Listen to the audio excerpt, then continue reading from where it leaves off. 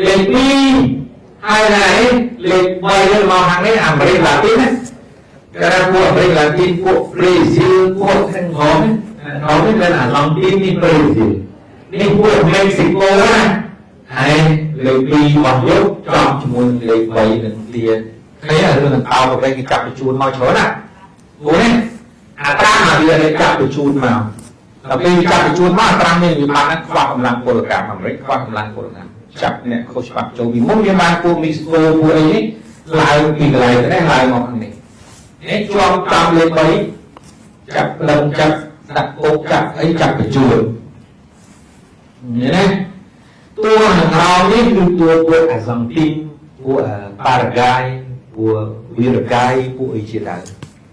នេះខាងក្រោមនេះចូល8 9នេះ8 9នេះឆ្នាំមុនលេខ9នៅនេះខាងនេះចាំមើលម្ដងនេះមកអូនប្រទេសនៅក្នុងម្ដងនេះ8និង9នេះឆ្នាំមុនយើងអាលេខ9ចូលវាមានសង្គ្រាមហ្នឹងហ៎ឆ្នាំក្រោយលេខ9មកណាបានមកចូលrồiនេះមកអូនមើលក្នុងនេះមានប្រទេសអីខ្លះប្រទេសហ្នឹងអាចនឹងមានចំនួនសង្គ្រាមព្រំដែនទុំអាវុធលេខ2ហើយណាលេខ3ទៅមកខាងនេះអាមេរិកឡាទីនណាគេថាពួកអាមេរិកឡាទីនពួកប្រេស៊ីលពួកខាងក្រោមនេះមានអាឡង់ទីននេះប្រេស៊ីលនេះពួកមេស៊ីកូណាហើយលេខ2របស់យកចំជាមួយលេខ3នឹងទាឃើញរឿងនឹងអោបប្រវេគេចាប់បញ្ជូនមកច្រើនណាព្រោះនេះអាត្រាមកវាគេចាប់បញ្ជូនមកដល់ពេលចាប់បញ្ជូនមកអាត្រានេះវាបានខ្វះកម្លាំងពលកម្មអាមេរិកខ្វះកម្លាំងពលកម្មចាប់អ្នកខុសច្បាប់ចូលពីមុនវាបានពួកមីស្គូពួកអីនេះឡើងពីកន្លែងនេះឡើងមកខាងនេះនេះជាប់តាមលេខ3ចាប់ផ្លឹងចាប់ដាក់គោកចាប់អីចាប់បញ្ជូននេះណាតួខាងក្រោមនេះគឺតួពួកអាសង់ទីនពួកប៉ារ៉ាហ្គាយពួកវីរ៉ាហ្គាយពួកអីជាដើមនេះខាងក្រោមនេះចូល8 9នេះ8 9នេះឆ្នាំមុនលេខ9នៅនេះខាងនេះចាំមើលម្ដងនេះមកអូនប្រទេសនៅក្នុងម្ដងនេះ8និង9នេះឆ្នាំមុនយើងអាលេខ9ចូលវាមានសង្គ្រាមហ្នឹងហ៎ឆ្នាំក្រោយលេខ9មកណាបានមកចូលrồiនេះមកអូនមើលក្នុងនេះមានប្រទេសអីខ្លះប្រទេសហ្នឹងអាចនឹងមានចំនួនសង្គ្រាមព្រំដែនទុំអាវុធលេខ2ហើយណាលេខ3ទៅមកខាងនេះអាមេរិកឡាទីនណាគេថាពួកអាមេរិកឡាទីនពួកប្រេស៊ីលពួកខាងក្រោមនេះមានអាឡង់ទីននេះប្រេស៊ីលនេះពួកមេស៊ីកូណាហើយលេខ2របស់យកចំជាមួយលេខ3នឹងទាឃើញរឿងនឹងអោបប្រវេគេចាប់បញ្ជូនមកច្រើនណាព្រោះនេះអាត្រាមកវាគេចាប់បញ្ជូនមកដល់ពេលចាប់បញ្ជូនមកអាត្រានេះវាបានខ្វះកម្លាំងពលកម្មអាមេរិកខ្វះកម្លាំងពលកម្មចាប់អ្នកខុសច្បាប់ចូលពីមុនវាបានពួកមីស្គូពួកអីនេះឡើងពីកន្លែងនេះឡើងមកខាងនេះនេះជាប់តាមលេខ3ចាប់ផ្លឹងចាប់ដាក់គោកចាប់អីចាប់បញ្ជូននេះណាតួខាងក្រោមនេះគឺតួពួកអាសង់ទីនពួកប៉ារ៉ាហ្គាយពួកវីរ៉ាហ្គាយពួកអីជាដើមនេះខាងក្រោមនេះចូល8 9នេះ8 9នេះឆ្នាំមុនលេខ9នៅនេះខាងនេះចាំមើលម្ដងនេះមកអូនប្រទេសនៅក្នុងម្ដងនេះ8និង9នេះ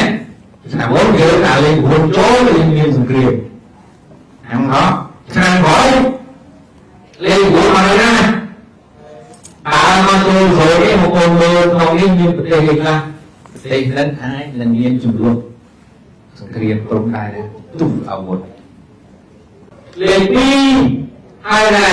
លេខ3ទៅមកខាងនេះអាមេរិកឡាទីនណាគេថាពួកអាមេរិកឡាទីនពួកប្រេស៊ីលពួកខាងក្រោមនេះមានអាឡង់ទីននេះប្រេស៊ីលនេះពួកមេស៊ីកូណាហើយលេខ2របស់យកចំជាមួយលេខ3នឹងទា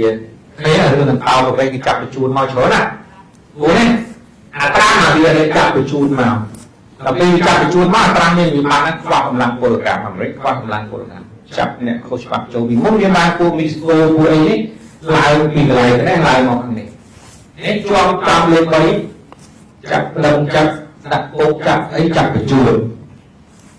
nhớ đấy tua hàng rau ấyคือตัวอาร์เจนตินตัวปารากวัยตัววิรากายตัวอิจิรันเนี่ยខាងក្រោមនេះចូល 8 9នេះ8 9នេះឆ្នាំមុនលេខ 9 នៅនេះខាងនេះចាំមើលម្ដងនេះបងប្អូនប្រទេសនៅក្នុងម្ដងនេះ 8 និង 9 នេះឆ្នាំមុនយើងដាក់លេខ 9 ចូលយើងមានសង្គ្រាមហ្នឹងហ៎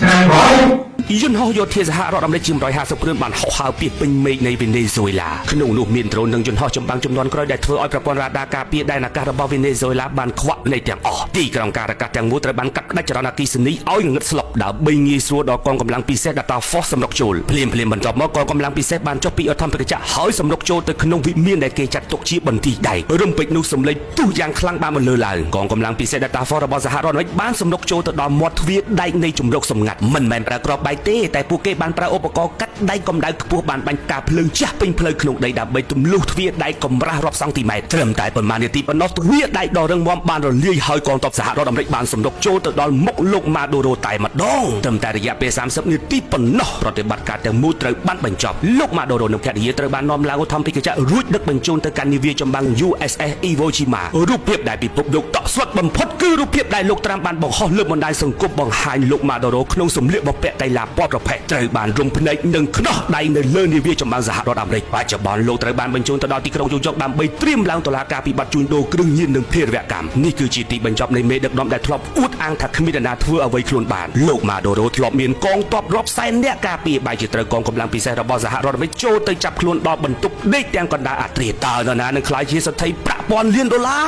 នេះគឺត្រូវប្រគល់ឲ្យទៅអ្នកណាដែលផ្ដល់ព័ត៌មានថាលោកម៉ាដូរ៉ូកំពុងស្នាក់នៅកន្លែងណាដែលលាក់ខ្លួនក្នុងលេនដ្ឋានមួយណាឬមានផែនការធ្វើដំណើរទៅទីណាដែលធ្វើឲ្យសហរដ្ឋអាមេរិកអាចវាយឆ្មក់ចាប់ខ្លួនបានសហរដ្ឋអាមេរិកនឹងមិនបញ្ចេញឈ្មោះអ្នកដែលទទួលបានប្រាក់នោះឡើយដើម្បីការពារសុវត្ថិភាពពួកគេពីការសងសឹកមនុស្សម្នាក់ដែលផ្ដល់ព័ត៌មានសម្ងាត់នៅយប់នោះនឹងបដូរជីវិតពីមនុស្សធម្មតាទៅជាសេដ្ឋីដែលមានប្រាក់លានដុល្លារហើយរស់នៅក្រោមការការពារពីសហរដ្ឋអាមេរិកអស់មួយជីវិត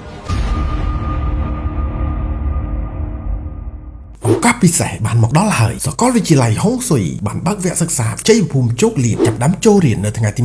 21-22 ខែកុម្ភៈឆ្នាំ2026នេះឆាប់រួចឡើងកុំឲ្យឱកាសនេះកន្លងផុតឲ្យសោះ